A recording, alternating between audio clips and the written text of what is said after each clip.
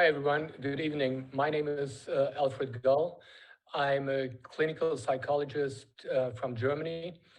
I have a further master's in sports and social science, and I work for now 30 years with children, teenagers, and adults. Tonight, I was invited to talk about anxiety and stress in teens and how to spot early signs, what to do, and yeah, uh, from my point of view, to point a little bit out how we treat anxiety and stress in teens, but especially how you all and we as parents can deal with anxiety and stress symptoms in our children or adolescents.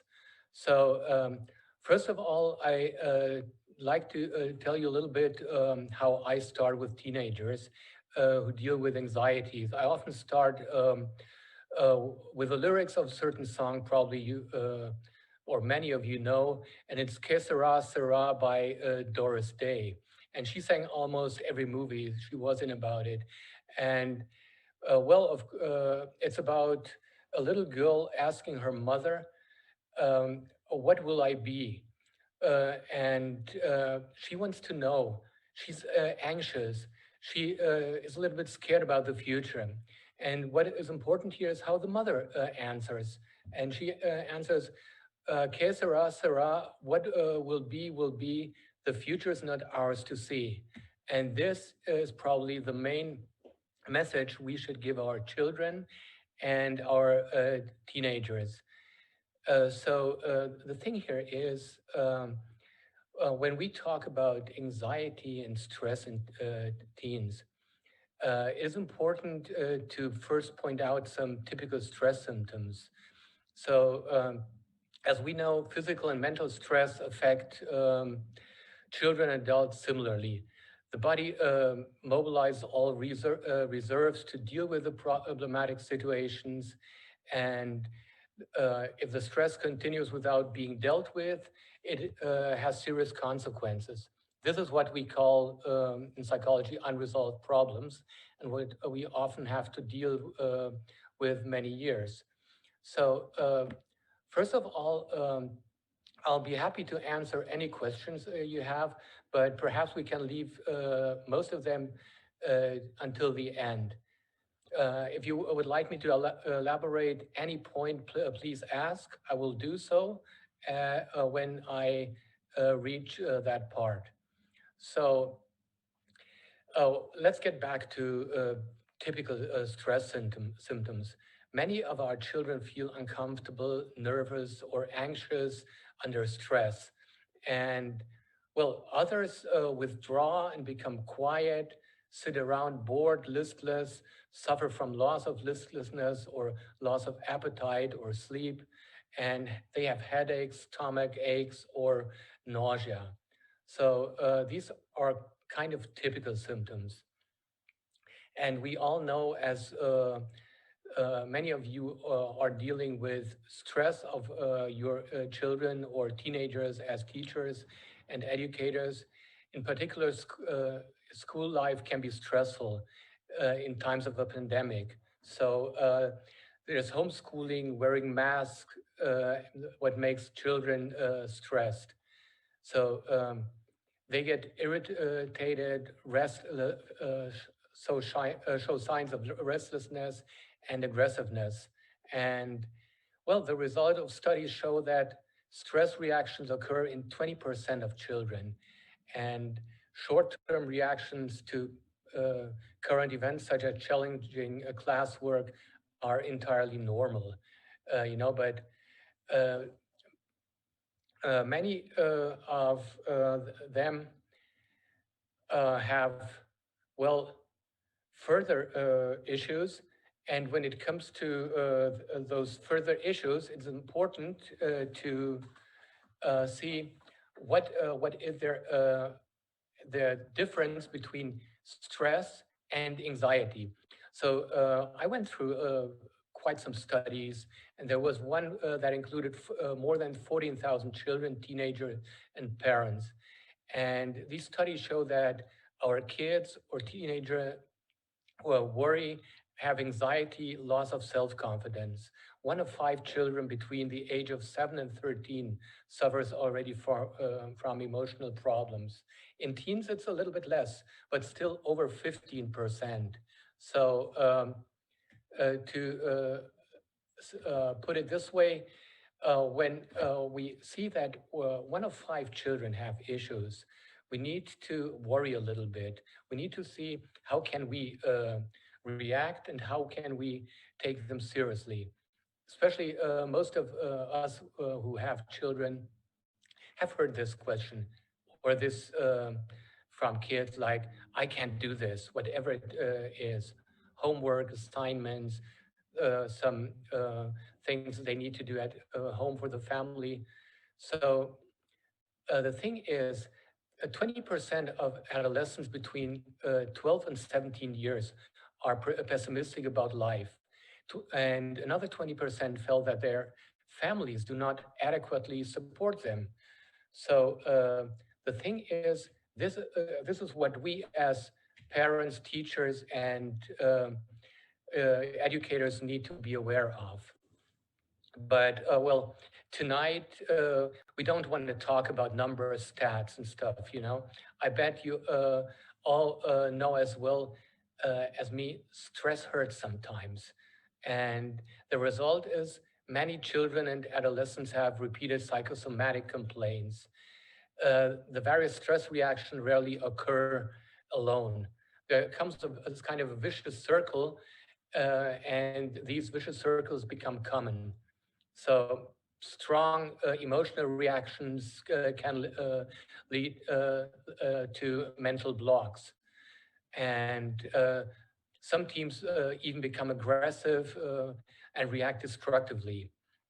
So they, in their peer groups, they stand outside the group because they become annoying for others. And just because we, as parents, teachers, or educators, have reacted too late. So some of our kids or adolescents withdraw into themselves, and that's even more important to have a look at because they tell little and seem powerless, and they don't seek for attention, and that is the issue here. So, well, let's now first talk about stress and anxiety and what they have in common. So, the positive part here is they can produce physical and psychological symptoms on the one hand, but on the other hand, it's important to see that we can use stress and anxiety. In short term, they can help us to overcome a challenge or dangerous situation. So, examples of everyday stress and anxiety include worrying about finding a job, feeling nervous before a big test, or being embarrassed in certain social situations. So, what we want to look at to get back to the symptoms is that people in general experience stress and anxiety differently. So, uh, common physical symptoms include, and there are so many, most of us will wonder what that is. Yes, because they occur in different combinations. You know, it's first they like feeling nervous, restless, or tense. Kids have stomach ache, rather our little kids or in primary school, but then muscle tension, headache occur, rapid breathing, fast heartbeat, sweating, and so on. So it can even lead to uh, change in appetite, trouble sleeping, or things like when it comes to physical symptoms such as diarrhea or frequent urination. These are really symptoms what our kids or adolescents suffer about, and they don't want to talk about things like the last two symptoms. It's embarrassing, And that is what we need to be aware them of, embarrassing situations. And so children and teens report feeling stressed when multiple competing demands are placed on them. That is what we need to look at, especially as parents. Multiple competing demands can be things we are expecting from them, things that are expected in school, and well, there they are, multiple demands, and they get stressed. They don't know what to do first or what we really expect. So one thing, what is important, what I always teach my teenagers and children I work with, I have here in Dubai a teenage support group, and we often talk about that our behavior is mainly determined by the assumptions we are having about others' expectations. It's not about our self-image or ideal image. That's what we thought until the late 80s of the last century. Harvard University, especially Robert Bales, taught us that it's all about these assumptions we are having. So the thing here is we need to do one thing. We need to get ourselves feedback to validate those assumptions or to help our kids to ask for feedback, or we give it automatically. That will help the children. So uh, when we get back to stress and anxiety related disorders, this is one step further. Now we are already talking about disorders.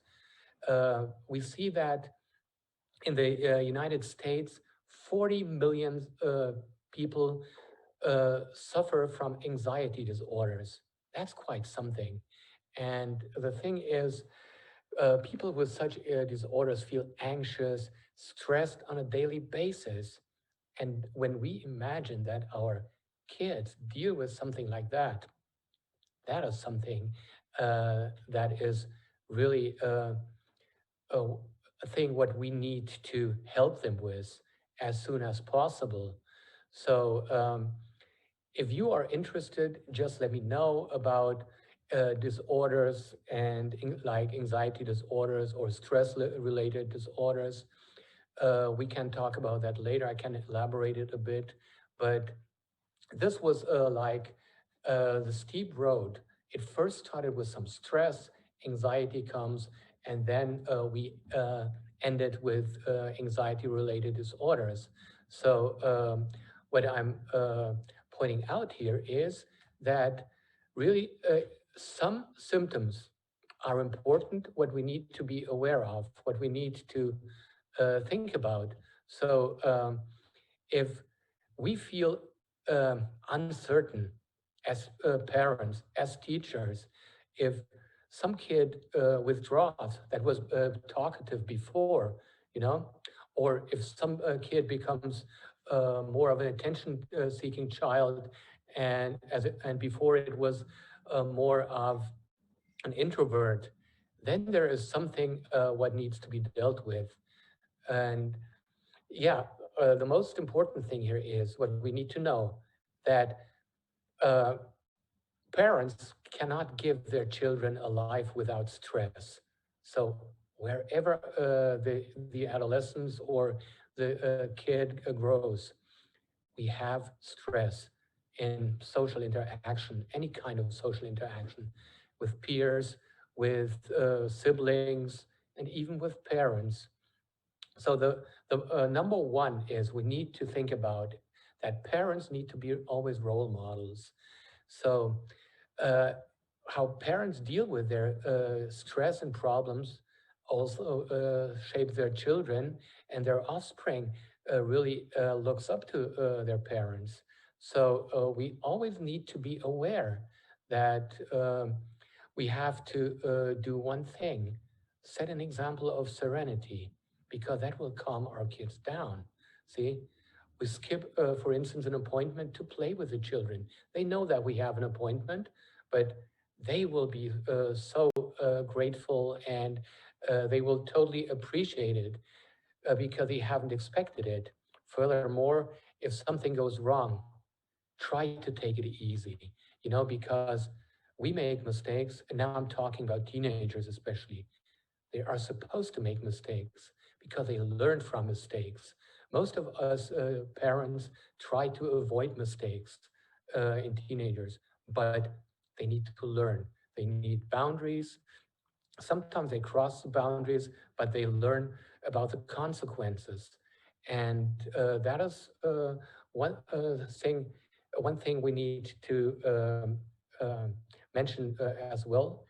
We need to set realistic expectations to build confidence in our children. So, what does that mean? Realistic expectations. Don't set the bar too high, but as well not too low. Children and adolescents need competition. They need to try themselves out, and they need to try how far they can go, what they can reach. So do not put too much pressure on children to perform. You know, praise especially teens, even if the grade was not particularly good, but you know that your child did a good job for himself. Even as a teacher, when you see, hey, this kid tried hard to get a good grade in a test, but something went wrong. If you know that the kids put in a lot of effort, praise that kid because they need that, and they need to see that they are appreciated. And that is something I often hear from teenagers in my support group. By the way, we have that group every third Monday every month, and we started in January last year, and everyone is welcome. The group is for free, and kids, especially teenagers, can join the group, and we talk about today's issues like how do we deal with the pandemic, but even how do we deal? Sorry, how do we deal with changes? Because we are facing now a change as we all get vaccinated. The thing is, there will be a change. One thing we know, life will never be the same again. There was that song in the 90s of last century.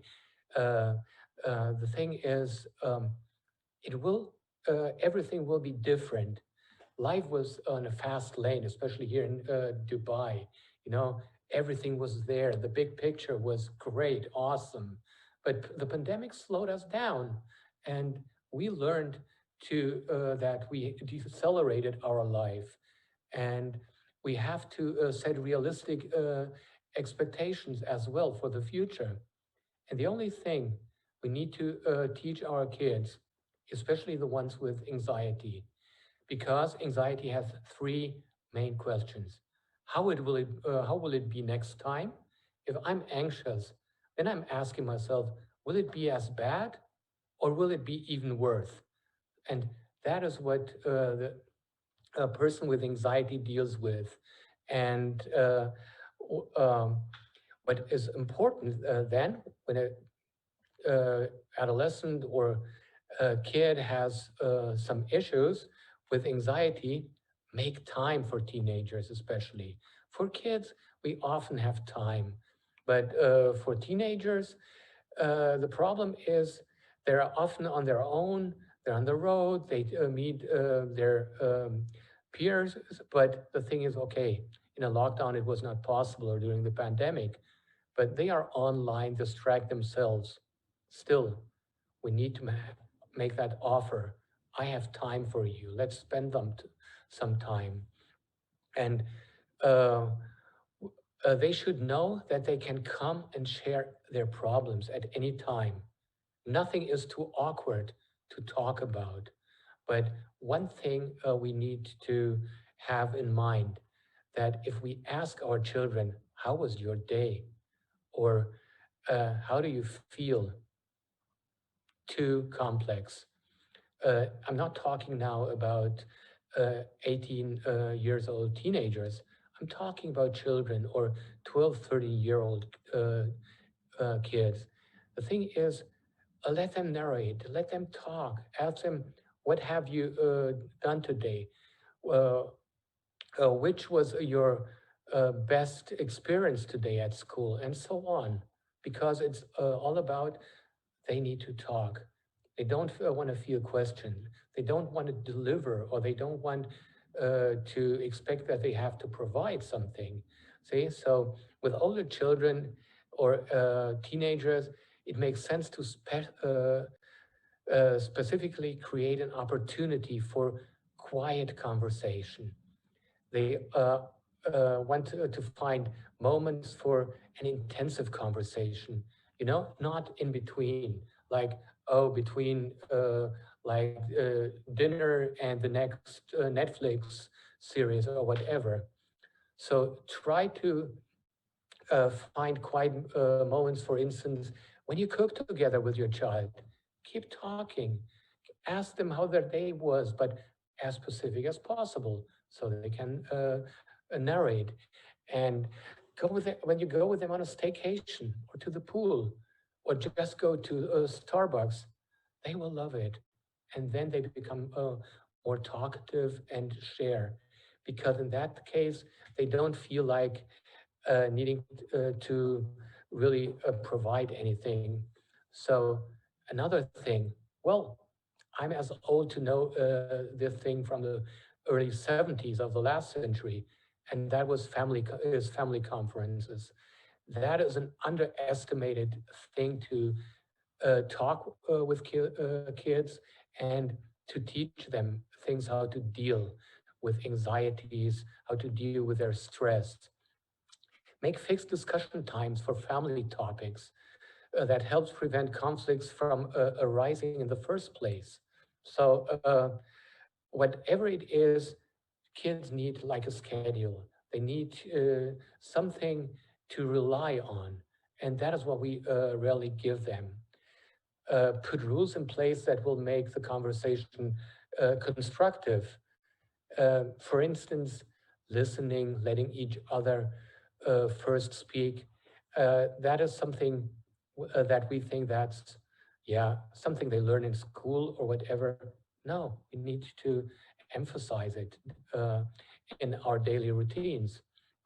Or what is important as well, prefer to speak of your own feelings and try to feel the feelings. Because do that rather than blaming or even hurting other feelings. One mistake we make, again, one song of the 90s, You Make Me Feel, that's wrong. I cannot make you feel, or you cannot make me feel. It depends always how I think about our relation or about that certain topic. Because first there are the thoughts, and then the feeling results. So what we need to do, we just need to slightly change the angle of our view to a certain topic, and then our feeling changes. If we even manage to look at the whole thing from another perspective, even better, then we're fine. And we always need to remind ourselves, first thoughts about a situation or a thing, and then comes the feeling. So what we have here is we need another thing as we talk about feelings. Sometimes kids don't express that, or teenagers especially when they need their space, their own room. Oh yeah, it feels like they don't want to join anything anymore in family, but they just need sometimes special me time. And that me time means they don't want to be 24/7 on their own. We just need to see when they come back from school, when they arrive at home, the best time to set some me time. Or after they have finished their homework or whatever they have to do, assignments, whatever, some special me time. And we need that as well. Most of us, parents or our spouses, forget when we have finished work to switch from work to private life. Means we need a little break. However we do that, that is really something we need to look at it. So I see there are already some questions. I get to them in just some a couple of minutes. Just to finish this one with the space for kids and teenagers. Look, for smaller children, make sure that your child has enough space and free time to play, run around, and rest. Because most of the time, we think this kid is too hyper. No, the kid needs as well, and I'm not talking about the diagnosis of ADHD here. Just when a kid is hyper, the kid is seeking for attention most of the time. So we need to ask. We need to try to calm the kid down and give it some rest. So another thing for adolescents, physical and or sport activities are important. So it mustn't be competition always. Physical activities is enough to have a walk in the park, have a walk at the beach, or go on a weekend mountain climbing or whatever, hiking. That is physical activity. That's okay. We should not overestimate exercising. You know, exercising is not always going to the gym and putting pressure on ourselves. But one thing is important here: be careful that these things don't end in leisure time stress. You know, kids often feel, oh, my parents expect this and that from me. That shouldn't be the thing. We should make them know, have fun, and enjoy what you're doing. So, as we incorporate sports or activities into our daily routine, we need to do it without time pressure and the pressure to perform in competitions that needs to be moderated. If our kids are in a club or in a team, playing team sports or like tennis or any single sport, fine. If they feel like competing, fine. But always remind if you see some stress symptoms, what we talked about or will talk, try to pull the brake. Another thing is what we often overestimate, not underestimate, over constant couching and Netflix binge watching. What I mean by that is having a weekend with couching or Netflix or binge watching with a family. Just watch one series from the first to the last episode, fine. But if you do it constantly or the kids do it daily and they retract from their peer groups, from family, well, that is dangerous because that doesn't contribute to any relaxation and can also produce stress and have a negative impact even on personality development in adolescence. But having a variety of interests and sharing them with others helps really to recharge the batteries. So if our kids have some Netflix time or they talk about things, fine. Because remember, what do they do at school? They, every break, they talk about the latest Netflix series or whatever. So if they don't do it at all, they are outsiders. So let them do it, but on a basis that is in a good relation between family life, leisure time, and school assignments or homework. So another thing is give your kids targeted help. Keep your eyes and ears open for them. Notice when your child is kind of suffering, right? When you like assume they're maybe suffering, but not want to talk about it. So when it's about stress and then, or the kid is trying to seek some help, yeah, kind of observe your child. Just look what they're doing. This way you can notice changes in behavior early on. What I mentioned earlier, you remember a talkative child becomes withdraws and becomes like a couch potato, or introvert child becomes talkative. So uh, the thing is, let me just see what the first question was. Then I go to the next part, because that will be improve and focusing on things, how we can help our kids. So that will be the third part here tonight. So, oh yeah, what can we do as parents to open that conversation with our teens and encourage them to come talk to us? That is really something what I wanted to mention later, but let me get to that now already. The most important thing is kids want to see that you and I, teachers, educators, parents, whoever, adults, are interested in them. So, what I'm talking about here, have authentical interest in what they do. If they play Fortnite or if they play chess, no matter what they do, ask them, try to understand what they do. They will appreciate it, believe me. Most of the kids, or most of the teenagers in my support group, or most of the kids I'm working with, always tell me, my dad, my mom doesn't know what I like, what I want. See? So they feel like we're not sensing their needs.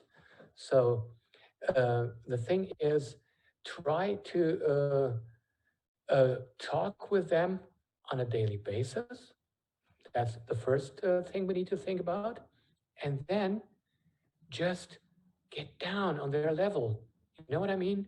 When they talk about weird stuff, you all know these weird cat videos on YouTube, don't you? So even those who don't like them or don't consider them to be funny, watch them with their kids, at least a few times. They will be grateful because they see, hey, they are interested in what I like, what I laugh about, right? Later on, they will come up with something else. So that is a part here. That is how we show interest. Uh, Another question is from Zara again. One major concern for kids in pandemic is they feel it is unfair that they can't get a vaccine and feel safe like others. Yeah, this is really something I get to in a few minutes, because right now, let me just talk about the support and motivation, especially for teens first, and then we get to this part, because right now, I want to do one thing, to compare what is important for us adults, and on the other hand, what could help children, but how it differs. So we all know we all want to eat healthy, but for kids and especially teenagers, it's important, don't let them skip meals, uh, because that's how often eating issues start, binge eating or other things. You know, they skip meals, they don't eat regularly because they play one of their computer games for hours and they forget eating, or they when they forget eating or don't eat for some time, watch out, see, loss of appetite. So try to talk with them. What is it about? What could be uh, basically the impact? So the next thing, minimize sugar intake, because while they're on their computer playing stuff, and that is something they do regularly. And when they go to McDonald's, sugar everywhere. When they go to Starbucks, sugar everywhere. So this is something we just need to teach them to take a little bit care. So another thing is exercise regularly. That doesn't mean go to the gym. It doesn't mean you need to run. It doesn't mean you need to play football in a football team. Exercise means be active daily. If you have a watch or any device that is a measure for your steps, use it. Or walk with your kids at least a certain distance. That is helpful. And here, this is something I did for years with children and adults who had a metabolic syndrome. try to activate the metabolism, especially with teenagers. So the next thing is maintain good sleep hygiene. That is something teenagers often don't have. Get them into a routine of sleeping and waking up at the same time. It mustn't be strict at the same minute every day, but at least about half an hour earlier or later, but not binge sleeping till 2 p.m. Next morning, they gotta get up at 6:30 or 6. Try to get a little bit routine in their sleep. Keep communicating with your children about their interests. That's what I'm always emphasizing. And even share your own interests, whatever it is. So show authentic interest in their hobbies and interests. What I meant is one of the main things here. Another thing is what you can help them with. Try to motivate them to journal and keep a diary of feelings. It's about feelings. They need to learn how to deal with their feelings. And yes, and the next thing when it comes to stress and when it comes to anxiety and the stuff we talked about in the beginning, practice with them and teach them deep breathing. That is what I do with all my clients who suffer from anxiety uh, or are depressed and have anxieties in combination or have traumatic experiences. We use a certain combination between certain breathing, from what we take from yoga and progressive muscle relaxation. So it's about calming down the client and relaxing them at the same time. And the last thing is try to recognize factors that trigger your stress. And when you are aware what is triggering your stress, talk with the kids about them. Maybe they have similar factors. And now the main question I get, what you're waiting for, is when to look for professional help. Because sometimes as parents we get scared, right? Is my kid already over the top? Does my kid need some professional help? Yeah, definitely. If teenagers start feeling constantly overwhelmed, whatever it may be, school, private life, when they experience anxiety or even panic attacks, when they feel that no amount of rest is enough to recharge their battery, see the couching for a long time, or when they don't want to get out of bed. Another red flag, what is important is when they are losing their drive or energy, when they were energetic, when they did a lot of things, and then they slow down. And they lose their joy when you feel they don't enjoy things they enjoyed before. And the last and most important thing, when their self-esteem lowers more and more. That is the thing when you should think about. And what you can do if you think that you cannot help your teenagers with a problem situation, do not hesitate to seek professional help. Seek for experienced clinical psychologists and uh, just contact your pediatrician if you're insecure, and try to have a check first. Most of the time, there's no therapy needed in the beginning, but sometimes it's better to have a few sessions with the kid to stabilize them. And in case problems occur only at school, you all know it can help teenagers to talk to a certain teacher they like or trust, or to the school counselor. And yeah, that is what we should do when we think about, well, do we need help? Does our kid need help? And yeah, that is what it is about. And when we get back to that uh, unfairness that kids can get vaccine, I know these are things what we need to talk with kids about, unfairness in life, because when it comes to the pandemic, all of us, and I mean all of us, need to consider that it's mainly the first pandemic for every one of us. So politicians all around the world made some mistakes. We made mistakes. Why? We didn't know what the pandemic will bring.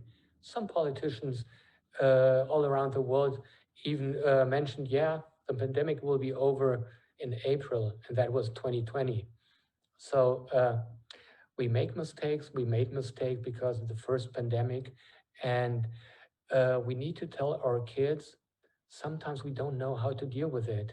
But look, if the new mutant or new mutants occur, probably they need to be vaccinated as well. We don't know that so far. And sometimes we need to be as honest to our kids to tell them, hey, remember what we started with? Que sera, sera. Uh, what will the future bring? The kids question, like, what will be with the vaccine? Will there be more mutants? And the future is not ours to see.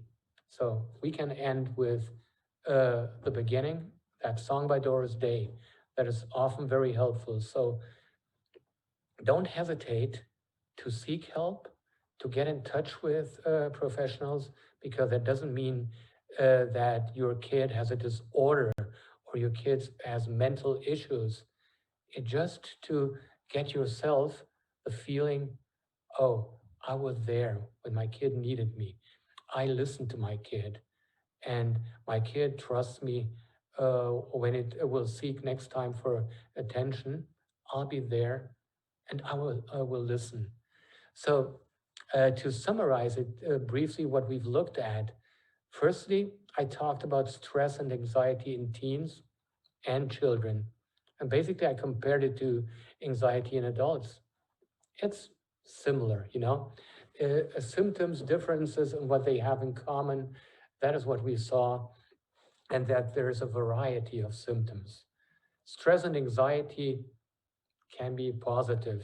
Like for me tonight, a little bit, being a little bit anxious made me prepare myself for tonight, you know, because I was excited about tonight, but I prepared because there was a little bit of anxiety. See? Secondly, I discussed how children and adolescents react to how they suffer from the above mentioned things.